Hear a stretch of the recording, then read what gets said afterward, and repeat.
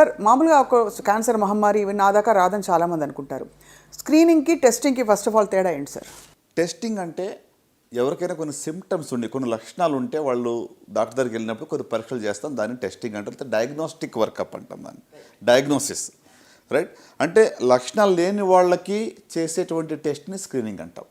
నేను అంతా బాగుంది, నాకు ఏమి ఇబ్బంది లేదు, no symptoms at all, hale and healthy అనుకున్న వాళ్ళు చేయించుకునే కొన్ని పరీక్షల్ని స్క్రీనింగ్ టెస్ట్ అంటాం, రైట్. సో కొన్ని లక్షణాలు క్యాన్సర్కి ఉంటాయి. ఆ లక్షణాలు ఎవరైతే వచ్చినప్పుడు డాక్టర్ దగ్గరికి వెళ్ళి పరీక్షలు చేయించుకుంటారో దాన్ని డయాగ్నోస్టిక్ టెస్ట్స్ అంటాం. సో కనుక నేనేమంటానంటే లక్షణాలు వచ్చేదా కూడా వెయిట్ చేయకుండా మనం లక్షణాలు లేనప్పుడే కూడా కొన్ని టెస్టులు చేయించుకుంటే క్యాన్సర్ని మరింత ముందుగా గుర్తించే అవకాశం ఉంటుంది. Right right. అంటే అర్లీ డిటెక్షన్ సేవ్స్ లైఫ్స్. ముందశలో క్యాన్సర్ కనుగొని అందరికీ తెలిసిన సత్యం ఇది, అంటే నేను కొత్తగా చెప్పేది ఏం కాదు. కానీ how can we do early detection? ఎలా చేయగలం? సిమ్టమ్స్ వచ్చాక చాలాసార్లు ఏమవుతుందంటే కొన్ని క్యాన్సర్లో సిమ్టమ్స్ వచ్చేటప్పటికి లేట్ అయిపోతుంది. అవును, అప్పుడు కూడా స్టేజ్ దాటిపోయే అవకాశాలు ఉంటాయి. మొన్నే కదా నాకు ప్రారంభమైంది కడుపు నొప్పి, లేకపోతే మొన్నే నాకు వామిటింగ్ వస్తుంది, మొన్నే నాకు ఈ మధ్యనే జస్ట్ 1 monthలో వెయిట్ లాస్ అయిందని అంటూ ఉంటారు. సో కనుక అంతవరకు వెయిట్ చేయకుండా కూడా కొన్ని క్యాన్సర్స్కి సిమ్టమ్స్ లేకముందే కూడా స్క్రీనింగ్ టెస్టులు చేయవచ్చు. కరెక్ట్. సో అది మెయిన్ డిఫరెన్స్. మీరు అడిగిన ప్రశ్న మరొకసారి సింపుల్గా చెప్పాలంటే, ఏ లక్షణాలు లేకుండా ఉన్నప్పుడు చేసే పరీక్షను స్క్రీనింగ్ అంటాం, లక్షణాలు ఉన్నప్పుడు చేసే పరీక్షలను డయాగ్నోస్టిక్ టెస్ట్ అంటాం. ఇవాళ రోజుల్లో స్క్రీనింగ్ చేయాల్సిన అవసరం బాగా పెరిగిపోయిందని మీరు చెప్తున్నారు కదా sir, so that early detection is possible అని.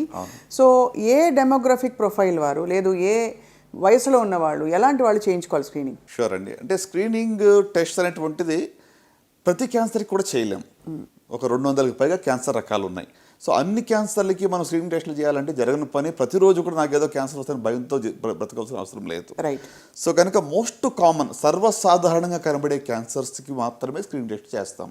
అది కూడా పాపులేషన్ బేస్డ్. ఎక్కువ మందిలో ఎక్కువ సాధారణంగా కనబడే క్యాన్సర్స్కి మనకు స్క్రీనింగ్ టెస్టులు అందుబాటులో ఉన్నాయి. ఉదాహరణకు ఆడవాళ్ళలో మీరు చూస్తే రొమ్ము క్యాన్సర్ నెంబర్ 1 రండి. ప్రతి 8 మందిలో ఒకళ్ళకి రొమ్ము క్యాన్సర్ వచ్చే అవకాశం ఉంటుంది.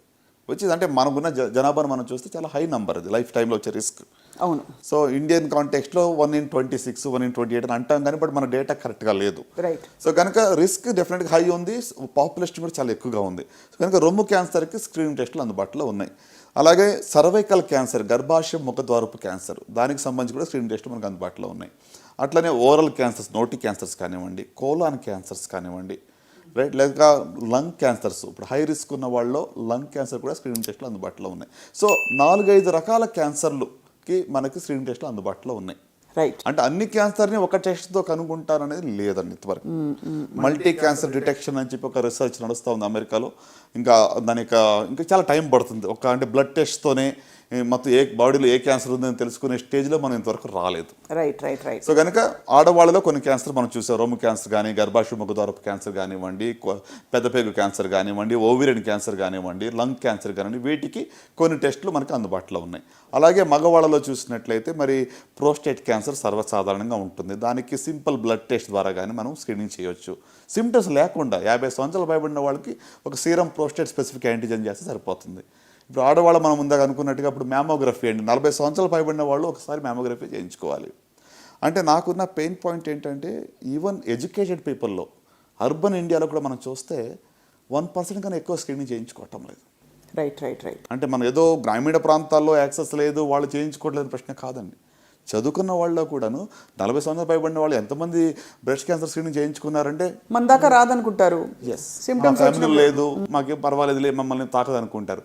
సడన్గా ఏమి ఎరగకుండా లంపో లేకుండా ఏదో సిమ్టమ్స్తో వెళ్ళినప్పుడు డయాగ్నోస్ అయితే అప్పుడే స్టేజ్ అడ్వాన్స్గా ఉందని తెలుస్తుంది. దెన్ ఎవరిబడి షాక్ అనమాట. సో అయితే మొత్తానికైతే వీటన్నిటికీ స్క్రీనింగ్లు available as part of your annual physical. అంతే కదా సార్? ఒక వయసు పైబడిన వాళ్ళు ఎందుకైనా మంచిది చేసుకోవడం మంచిది. కరెక్ట్. అంటే ఏజ్ని బట్టి ఉంటుంది రికమెండేషన్స్. ఇప్పుడు సర్వైకల్ క్యాన్సర్కి 21 years పైబడిన వాళ్ళకి స్క్రీనింగ్ టెస్ట్ మొదలు పెడతాం. వన్స్ ఎవ్రీ 3 years చేస్తే సరిపోతుంది. లేక HPV testing, human papilloma virus testing, అది కూడా వన్స్ ఇన్ 5 years చాలు. అలాగే మ్యామోగ్రఫీ 40 సంవత్సరాలు పైబడిన వాళ్ళు, కొలోనోస్కోపీ అనేటువంటిది 50 సంవత్సరాలు పైబడిన వాళ్ళు ఒకసారి చేయించుకుంటే 10 ఏళ్ళ దాకా మళ్ళీ చేయించుకోక్కర్లా. అట్లనే ఇప్పుడు పురుషుల్లో మనం పిఎస్ఏ ఇయర్లీ వన్స్ పిఎస్ఏ, అట్లనే మరి colon cancer colonoscopy every 10 years after 50 years, right. So similarly oral examination కానివ్వండి, లేక కొన్ని ట్యూమర్ మార్కర్స్ ఉన్నాయి. సో అంటే నేను అనేది ఏంటంటే don't wait for the symptoms. లక్షణాలు వచ్చేంత వరకు వెయిట్ చేయొద్దు. రైట్. డెఫినెట్గా we will discuss and what symptoms ఏంటి కూడా మనం డిస్కస్ చేయబోతున్నాం. Correct. కానీ లక్షణాలు రాకముందే మనం కొన్ని పరీక్షలు చేయించుకుంటే ఖచ్చితంగా ముందస్తులో